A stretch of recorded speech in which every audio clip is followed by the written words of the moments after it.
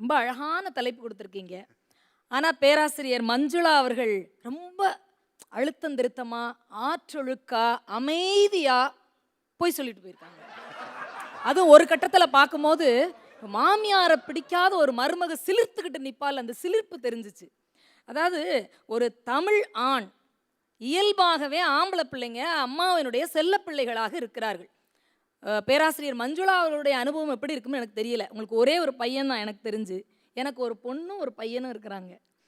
என் பொண்ணு மேல எனக்கு அன்பு இல்லாம இல்ல. ரொம்ப அன்பு. அவ தான் மொத பிள்ளை. அவ என்ன கேட்டாலும் கொடுப்பேன். ஆனா அதை எல்லாத்தையும் தாண்டி ஒரு துளி அன்பு அந்த மகன் மேல் இருக்கத்தான் செய்கிறது. அது மறுக்க முடியாத உண்மை அது. இந்த பிள்ளைக்கு இந்திரா 500 மாதிரியே ரூபாய் வேணும். உலகமே பாதிக்கப்பட்டிருக்கு பாருங்க. இல்ல இதை சொல்லாமே கைதட்டுறாங்க. இல்ல அந்த மகளை விட அந்த மகன் மேல ஒரு துளி ஒரு பாயிண்ட் கூட தான் இருக்கு.